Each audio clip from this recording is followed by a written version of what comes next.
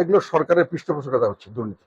বেশিরভাগ ক্ষেত্রেই আমার ধারণা বর্তমান সরকার একটা সুবিধাভোগী এবং সুবিধাবাদী গোষ্ঠী তৈরি করেছে তাদের তাদেরকে সার্ভ করার জন্য, এবং সাধারণ জনগণের সঙ্গে তাদেরকে বৈষম্যমূলক আচরণ করা হচ্ছে, সুযোগ সুবিধা দেওয়া হয়েছে, দুর্নীতি করতে দেওয়া হয়েছে, দুর্নীতির অর্থ বিদেশে পাচার করতে দেওয়া হয়েছে, দুর্নীতির অর্থ দেশে এসে ব্যবহার করতে দেওয়ার জন্য আইন করা হচ্ছে। এই সমস্ত সব করেছে সরকার দুর্নীতিবাজদেরকে সুযোগ সুবিধা দিয়ে একটা শক্তিশালী গ্রুপ তৈরি করার জন্য। এখন যে কোনো কারণে হোক তাদের বিরুদ্ধে নানান কথা শোনা যাচ্ছে। তবে আমি এখনো মনে করি সরকার যদি কন্টিনিউ করে, এখনো আমার বিশ্বাস বা আমার আশঙ্কা যে এগুলো কারো কিছু হবে না, এদেরকে পার করে দেওয়া হবে বিভিন্নভাবে। আবার 2-4 দিন পরে আমরা অন্য কিছু নিয়ে লাফালাফি করা শুরু করবো, এনারা এসে আবার বহাল তবিয়তে গাড়ি বাড়ি হাঁকিয়ে চলতে থাকবে। এটা অতীতে আমরা দেখেছি, এবং বর্তমান সরকারের পৃষ্ঠপোষকতা ছাড়া অথবা তাদেরকে যে কোনো ভাবে দুর্নীতি তো আজকের যেটা তো দেখতেছি আমরা, সেটা তো আজকেই সৃষ্টি হয়নি, এটা সৃষ্টি হয়েছে আরো 10-15 বছর আগের থেকে। এবং তখন থেকে আমরা এটাকে কি করেছি? আমরা কিছু করিনি। আমরা কি জানতাম না? নিশ্চয়ই জানতাম। এটা সবাই বলতে পারবে না। যদি না জানেন তাহলে তো আপনার দেশ চালানোর জন্য উপযুক্তই নয়। যেগুলো কাজ হচ্ছে, যে লেভেলের লোকরা করছে, তারা যেটা করে যদি পার পেয়ে যায়, তাহলে আপনি দেশ কি চালাচ্ছেন? আমার দেশ লুণ্ঠন করে নিয়ে যাচ্ছে, আর আপনি দেশ চালাচ্ছেন জানবেন না। এটা তো আপনার জন্য কখনোই আমরা গ্রহণ করতে পারি না। যখন তো প্রশ্ন হলো যে তারপরে তাদের কি করা হয়েছে? এখন পর্যন্ত কিছুই করা হয়নি। তাদেরকে সব পালিয়ে যেতে সাহস করা হয়েছে। তাদের অর্থগুলো আবার যাতে ব্ল্যাক মানি হোয়াইট করে আনতে পারে সেটার ব্যবস্থা করা হয়েছে।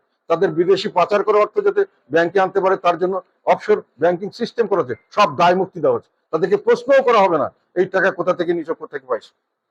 বাঙালি লোক কোথা থেকে টাকা পায়? বাংলাদেশের মানুষ বিদেশে গিয়ে বিলিয়নের হয়, সেই টাকা কি আর বিদেশ থেকে কেউ দেয় তাকে? সবাই তো ব্যবসা দেখাচ্ছে বাংলাদেশ। তো বাংলাদেশ থেকে বিলিয়নিয়ার হওয়ার মতো পরিবেশ তো সৃষ্টি করতে বর্তমান সরকার। তো কাজেই এখন দুর্নীতিবাজদের লিস্ট বেরোচ্ছে, অনেক কথা শোনা যাচ্ছে। এগুলো তো আমরা দেখছি নাটক। এখন নাটকের শেষ কোথায় হবে সেটা পরে ভবিষ্যতে দেখবো। কারণ আমরা একটা আশঙ্কা করি, সেটা হলো যে ওই নাটক সৃষ্টি করে শেষে ওই ধরবে গিয়া সব সৎ লোকদের দুর্নীতিবাজ বলে, আর দুর্নীতিবাজরা ছাড়া পাবে। একটা ন্যায় বিচার ভিত্তিক সমাজ ব্যবস্থার জন্য এই দেশের মানুষ সংগ্রাম করেছিল। এখন একটা অন্যায় অবিচার ভিত্তিক সমাজ তৈরি করা হয়েছে, এবং যেখানে অন্যায়টা হলো স্বাভাবিক জিনিস, এবং ন্যায় বিচার ন্যায়ের মানুষ যারা ন্যায়ের পথে থাকে তারা শাস্তি পায়, যারা অন্যায় করে তারা কোনো শাস্তি পায় না। এটা দুষ্টের দমন হয় না, দুষ্টের পালন হচ্ছে আমাদের সমাজে, শিষ্টের দমন হচ্ছে। এখন এই দুর্নীতির ইতে কত কিছু ভালো লোককে হয়তো বিভিন্নভাবে ফাঁসানো হবে। আর দুর্নীতি কোন স্টেজে গেছে? এখান থেকে ওখানে ট্রান্সফার করবে। আমার কাছে কালকে একজন ছিল, একেবারে নিম্নতম কর্মচারী, ডিস্ট্রিক্টে এক জায়গা থেকে আরেক জায়গায় ট্রান্সফার করে, তার জন্য 1 লক্ষ টাকা চাচ্ছে। এবং আরেক তার চেয়ে বড় কথা, আরেক জায়গায় ট্রান্সফার করে দিয়েছে যে কেননা ও টাকা পয়সা দিবে, এসে ধরবে বলে এখন টাকা পয়সা দাও, তাহলে তোমার ট্রান্সফার অর্ডার ক্যান্সেল করে দেবে।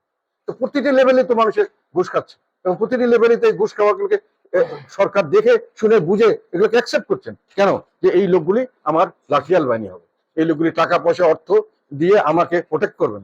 আমরা দেশকে সেভাবে রাজতন্ত্র টাইপের একটা কায়েম করবো, যেখানে ব্যক্তিগত এবং দেশের শাসন কার্যে যারা মধ্যে জড়িত আছেন তারা দেশকে একটা ব্যক্তিগত বা একটা পারিবারিক সম্পদ হচ্ছে মনে করছেন, এবং তাদের লাঠিয়াল বাহিনী দিয়ে তারা একটা গ্রুপ করে বিভাজন করে বাকি সব মানুষের অধিকার হরণ করছেন বিভিন্নভাবে। এবং সেখানে সমস্ত সিস্টেম সেখানে তাদেরকে প্রোটেকশন দিচ্ছে, সমস্ত সিস্টেম সেখানে এক হয়ে কাজ করছে। সাধারণ মানুষের জন্য মহাবিপদ। আমরা ব্রিটিশদের তাড়িয়ে দিতে পারছি, পাকিস্তান করতে পারছি, পাকিস্তানকে তাড়িয়ে বাংলাদেশ করতে পারছি। এখানে তো একটা সুযোগ ছিল। এখন আমরা দেশে যে বিভাজন সৃষ্টি হচ্ছে, এই বিভাজনের সলিউশন কি? কঠিন বিভাজন তৈরি করা হচ্ছে। এক শ্রেণীর মানুষ হাজার হাজার কোটি টাকার মানুষ মালিক, তারা টাকা রাখার জায়গা পাচ্ছে না। আরেক শ্রেণীর মানুষ 10 টাকা দিয়ে 12 টাকা দিয়ে একটা ডিম কিনে খেতে পারছে না, তারা অর্ধারে দিন কাটাচ্ছে। এই যে বিভাজন, এবং এই বিভাজনের জন্য এই দুর্নীতিবাদদের সৃষ্টি, দুর্নীতিবাদদের দিয়ে এগুলোকে দমন করা হবে।